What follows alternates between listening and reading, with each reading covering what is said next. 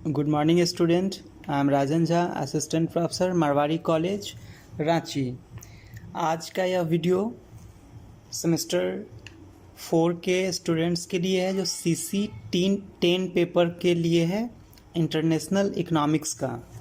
इस पेपर के थ्रू हम लोग देखेंगे कि किस तरीके से इंटरनेशनल ट्रेड थ्योरी पे हम चर्चा करेंगे। तो पहला थ्योरी जो हम लेंगे यहाँ पे वह है एब्सोल्यूट कॉस्ट थ्योरी। हमें सबसे पहला थ्योरी हम क्या ले रहे हैं? Absolute cost theory. Next slide में आप देखिएगा कि यह एब्सोल्यूट कॉस्ट थ्योरी क्या होता है। तो एब्सोल्यूट कॉस्ट थ्योरी जो है, इसको सबसे पहले एडम स्मिथ ने इस थ्योरी को प्रोपाउंड किया था। This theory was propounded bye Adam Smith. He advocates free trade, मतलब उनका मानना था कि फ्री ट्रेड होना चाहिए, बिना रिस्ट्रिक्शन के ट्रेड होना चाहिए। और यह थ्योरी जो है वो आधारित है डिवीजन ऑफ लेबर पे।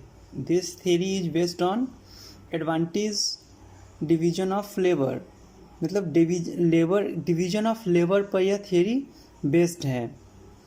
Division of labour causes each country to specialize in the production of those commodities in which it has absolute advantage over other countries।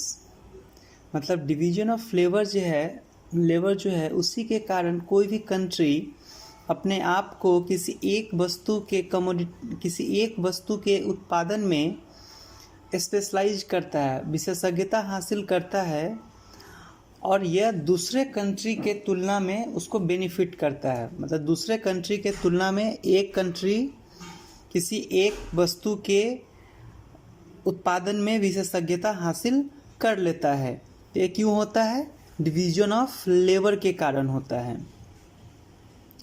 यह जो थ्योरी है उन्होंने डेवलप किया है वो एब्सोल्यूट डिफरेंस इन कॉस्ट पे develop किया है, इसीलिए लिखे हैं ही develop the theory of international trade on the basis of absolute difference in cost. मतलब यहाँ पे जो थ्योरी है किस पे बेस्ड है? एब्सोल्यूट डिफरेंस होगा, मतलब जो उत्पादन हम करते हैं दो देश के बीच, उस दोनों देश को अपने अपने प्रोडक्ट पे एब्सोल्यूट डिफरेंस है, पूर्ण रूप से दोनों का कॉस्ट अलग अलग होगा। अब इसमें हम देखेंगे नेक्स्ट पॉइंट जो है, trade will emerge if one country has an absolute advantage in production of one commodity and disadvantage in production of another commodities. मतलब एब्सोल्यूट कॉस्ट थ्योरी क्या दिखाता है कि जो भी देश है, जो दो देश उत्पादन करता है, उसमें से एक देश को एक वस्तु के उत्पादन पे एब्सोल्यूट एडवांटेज है, वही दूसरे वस्तु पे उसी देश का जो डिसएडवांटेज है, दूसरे वस्तु का उत्पादन करना इसके लिए क्या है? डिसएडवांटेज है। तो यहाँ देखेंगे कि एक वस्तु के उत्पादन में उसको एडवांटेज है, एब्सोल्यूट एडवांटेज है, और दूसरे वस्तु के उत्पादन में उसको क्या है? डिसएडवांटेज है। मतलब उसको उस वस्तु को उत्पादन करने में उसे नुकसान होता है। इसीलिए हम बोले हैं कि एक कंट्री स्पेशलाइज करेगा एक वस्तु के उत्पादन में, वो वस्तु कौन सा होगा?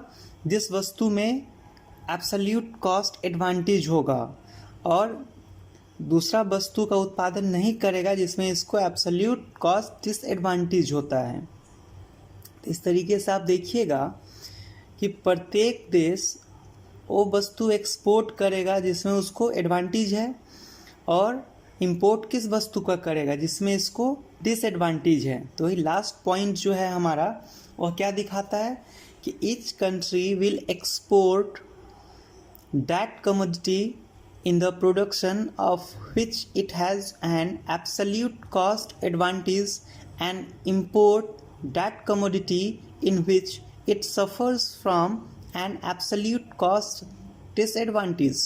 मतलब प्रत्येक देश उस वस्तु का निर्यात करेंगे जिस वस्तु के उत्पादन करने में एब्सोल्यूट कॉस्ट एडवांटेज है, और उस वस्तु का आयात करेंगे जिस वस्तु के उत्पादन में इसको एब्सोल्यूट कॉस्ट का डिसएडवांटेज होगा। नेक्स्ट स्लाइड में हम देखेंगे कि यह थ्योरी कुछ एजम्पशन पे आधारित है। तो एजम्पशंस क्या हैं? कोई भी थ्योरी जो होता है वो क्या होता है? कुछ मान्यताओं पे आधारित होता है। तो यहाँ पे जो एजम्पशन है वो है कि only 2 countries will participate in trade, मतलब 2 ही देश है जो ट्रेड में पार्टिसिपेट करेगा। 2 देश के अलावा तीसरा देश का संभावना यहाँ नहीं है। उसके बाद only 2 commodities will be produce, मतलब 2 ही वस्तु का उत्पादन किया जाएगा। 2 वस्तु का तीसरा वस्तु का उत्पादन नहीं किया जाएगा। नेक्स्ट एजम्पशन है कि labour is the only factor of production, मतलब उत्पादन का एक ही साधन है वह लेबर है।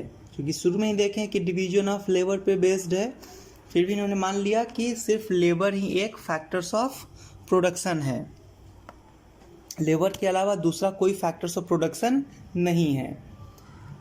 नेक्स्ट अजम्पशन है कि all units of labour are homogeneous, मतलब जितना भी लेबर है वो होमोजीनियस है, मतलब एक रूप है, उसकी प्रोडक्टिविटी जो है वो समान है। लास्ट जो है labour is perfectly mobile with in country and perfectly immobile between different country.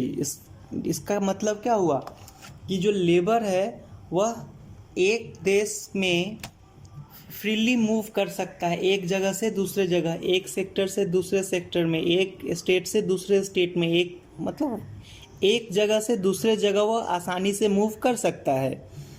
लेकिन एक देश से दूसरे देश मूव नहीं कर सकता, इसीलिए लिखा हुआ है इमोबाइल बिटवीन डिफरेंट कंट्रीज, मतलब डिफरेंट कंट्रीज के बीच यह इमोबाइल रहेगा, एक देश से दूसरे देश में यह फ्रीली मूव नहीं कर सकता है।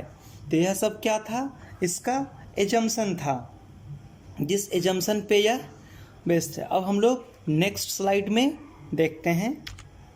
अब नेक्स्ट स्लाइड में आप देखिए एक टेबल बना हुआ है। यह टेबल आपको दिखाता है कि इसमें हमने लिया है इंडिया और यूएस, 2 कंट्री को लिया, 2 प्रोडक्ट क्लॉथ और व्हीट को लिया। और प्रोडक्शन जो हमने लिया है उसको किस बेसिस पे लिया है? प्रोडक्शन हमने लिया है कि जो इंडिया है, इंडिया का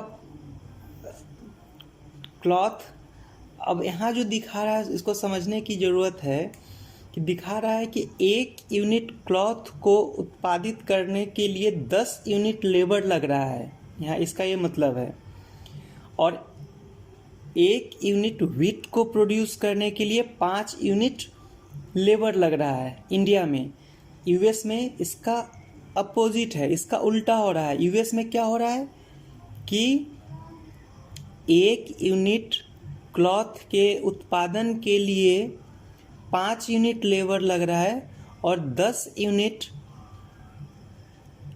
यूनिट व्हीट के उत्पादन के लिए 10 यूनिट लेबर लग रहा है। तो अब जो आप रेशियो को देखिएगा इंडिया में, तो 1 लेबर आवर मतलब 1 लेबर का क्या उत्पादकता है, तो 1/10, तो 0.1, मतलब इंडिया में क्लॉथ के लिए क्या है उत्पादकता 0.1, और व्हीट का प्रोडक्टिविटी क्या होगा यहाँ पे 0.2। यूएस में क्या होगा इसका उल्टा, यूएस में 0.2 होगा क्लॉथ का प्रोडक्टिविटी और 0.1 होगा व्हीट का प्रोडक्टिविटी, मतलब लेबर का जो प्रोडक्टिविटी है उसको हम लोग यहाँ पे देख रहे हैं। अब हमको क्या लग रहा है इसको देखने पे कि भारत को किस चीज़ का उत्पादन करना चाहिए, तो व्हीट का, और यूएस को किसका उत्पादन करना चाहिए, क्लॉथ का। क्योंकि क्लॉथ में क्या है रिलेटिव एडवांटेज यूएस को है, क्योंकि वह 0.2 है उसका रेशियो, और इंडिया में क्लॉथ का 0.1 ही है प्रोडक्टिविटी। लेकिन जब व्हीट पे देखिएगा तो इंडिया का 0.2 है और यूएस का 0.1 है। तो नेक्स्ट स्लाइड में हम फिर देखेंगे कि किस तरीके से यह काम करता है। अब यहाँ देखिए कि इंडिया जो प्रोड्यूस कर रहा है 0.2 unit of wheat and 0.1 unit of cloth by 1 man hour, मतलब एक लेबर आवर या एक मैन आवर से भारत क्या उत्पादन कर रहा है, 0.2 यूनिट ऑफ व्हीट और 0.1 यूनिट ऑफ क्लॉथ, जो हम पिछले स्लाइड में भी आपको इसकी चर्चा किए हैं। तो इस तरीके, और यूएस क्या कर रहा है, US is producing 0.1 unit of wheat and 0.2 unit of cloth by 1 man hour, मतलब एक लेबर या एक मैन आवर से अमेरिका में 0.1 यूनिट व्हीट प्रोड्यूस हो रहा है और 0.2 यूनिट क्लॉथ का उत्पादन हो रहा है। तो यह स्पष्ट है कि भारत को व्हीट का प्रोडक्शन करना चाहिए और यूएस को क्लॉथ का उत्पादन करना चाहिए, ये लिखा है। थर्ड पॉइंट देखिए, it is clear evidence that India has absolute cost advantage in wheat production and USA has advantage in cloth production. अब अगर रिलेटिव फैक्टर प्रोडक्टिविटी देखिएगा तो आप देखिएगा 0.2 unit of wheat in India divided by 0.1 unit of wheat in USA. अब relative productivity देखिएगा USA में तो क्या हो जाएगा, 0.1 unit of cloth in India, 0.2 unit of cloth in USA. तो यह 1 और 2 का रेशियो होगा, एक होगा 2, इंडिया का जो रिलेटिव फैक्टर प्रोडक्टिविटी होगा वो कितना होगा 2, और यूएस का जो क्लॉथ का जो प्रोडक्टिविटी का जो रिलेटिव प्रोडक्टिविटी दिखाएंगे वह कितना होगा 0.5। तो इस तरीके से आप देखिएगा इसका अपना एक्सचेंज दिखा रहा है। अब दोनों कंट्री को गेन कैसे होगा, तो दोनों कंट्री को गेन किस स्थिति में होगा, अब हम आपको बताए हैं कि यहाँ एक्सचेंज रेट क्या होना चाहिए, दो वस्तु का एक्सचेंज रेट जो होगा वह 1:1 होगा, मतलब इंडिया 1 यूनिट व्हीट देता है यूएस को तो यूएस उसको 1 यूनिट क्लॉथ देगा। ये रेशियो तय किया जाएगा और जब यह रेशियो तय किया जाएगा तो दोनों को बेनिफिट होगा, क्योंकि आप दोनों का अपना डोमेस्टिक रेशियो को आपने देखा है कि डोमेस्टिक रेशियो इन लोगों का किस तरीके से है कि यूएस को एक मैन आवर में 0.1 ही व्हीट का उत्पादन हो रहा है, ठीक है, और इंडिया में क्या हो रहा है कि 1 मैन आवर में 0.2 व्हीट का उत्पादन हो रहा है। तो इस तरीके से क्या करेगा कि अमेरिका जो है, यूएसए जो है वह किस चीज़ का उत्पादन बढ़ाएगा, तो हम क्या देख रहे हैं, लास्ट पॉइंट है, both country will gain if India produce wheat and export to USA and USA will produce cloth and export to India. मतलब अब क्या है कि इंडिया को दोनों गेन, इंटरनेशनल ट्रेड में क्या देखते हैं कि गेन होना चाहिए, वह गेन कैसे होगा जब यूएसए किसका उत्पादन करेगा, क्लॉथ का, और एक्सपोर्ट किसको करेगा, वो इंडिया को, इंडिया किसका उत्पादन करेगा, व्हीट का, और एक्सपोर्ट किसको करेगा, यूएसए को। अब दोनों के लिए बेनिफिशियल है, दोनों को इससे बेनिफिट होगा, और यही लाभ जो है, यही जो गेन है इंटरनेशनल ट्रेड में एब्सोल्यूट कॉस्ट एडवांटेज के कारण है, और दोनों देश एक दूसरे से वस्तुओं का आदान प्रदान करेंगे, क्योंकि दोनों को इस तरह से गेन हो रहा है। अब नेक्स्ट स्लाइड में हम देखेंगे किस तरीके से क्या इसका क्रिटिसिज्म हो सकता है। तो एक तो क्रिटिसिज्म से पहले हम जान लें कि यह जो थियरी है यह एक बेस है, एक स्टार्टिंग है, सबसे फर्स्ट थियरी था इंटरनेशनल इकोनॉमिक्स में, इंटरनेशनल ट्रेड थियरी का यह पहला थियरी है। फिर भी इसमें कुछ क्रिटिसिज्म है, उन क्रिटिसिज्म को हम लोग एक एक करके देखते हैं। पहला क्रिटिसिज्म है कि यह जो थियरी है कई अनरियलिस्टिक एजम्पशन, मतलब जो सच सही नहीं हो सकता है, अवास्तविक मान्यताओं पे आधारित है। वो क्या है मान्यताएं, सबसे पहले उसमें देखिए, it is not possible that only 2 countries will participate in trade. यह कभी संभव नहीं है कि सिर्फ 2 देश जो है केवल 2 देश किसी ट्रेड में पार्टिसिपेट करेगा, 2 से ज़्यादा देश ट्रेड में पार्टिसिपेट करता है, तो सिर्फ 2 देश के बीच ट्रेड संभव नहीं है। Next, it is also not possible that only 2 goods will be produced. ये भी संभव नहीं है कि सिर्फ 2 ही वस्तु का उत्पादन हो, 2 से अधिक वस्तुओं का उत्पादन किया जा सकता है, लेकिन इसको लिया गया कि only 2 goods will be produced. Next है कि absolute cost advantage might not be possible in all cases. मतलब कि जो एब्सोल्यूट कॉस्ट एडवांटेज है, हो सकता है कि 2 देश के बीच संभव नहीं हो कि दोनों देश को एक वस्तु के उत्पादन में एब्सोल्यूट कॉस्ट एडवांटेज हो और दूसरे में डिसएडवांटेज हो सकता है कि अगर कंपैरेटिव देखिएगा, जैसे नेक्स्ट हम देखेंगे कंपैरेटिव कॉस्ट थ्योरी, उसमें देखिएगा कि एक ही कंट्री को दोनों वस्तु के उत्पादन में दूसरे देश के तुलना में कंपैरेटिव एडवांटेज है और फिर भी ट्रेड होता है। यहाँ पे क्या मान लिया गया कि नहीं, एब्सोल्यूट कॉस्ट एडवांटेज होना मस्ट है। फिर देखिए, mobility of labour from one sector to another sector deteriorate their respective productivity. अब जो लेबर का हमने माना है कि लेबर परफेक्टली मोबाइल है, मतलब वह देश के एक सेक्टर से दूसरे सेक्टर में जाने के लिए फ्रीली मोबाइल है, मतलब एक से दूसरे सेक्टर में जा सकता है, एक जगह से दूसरे जगह जा सकता है, लेकिन एक कंट्री से दूसरे कंट्री नहीं जा सकता है। तो ये सही नहीं है।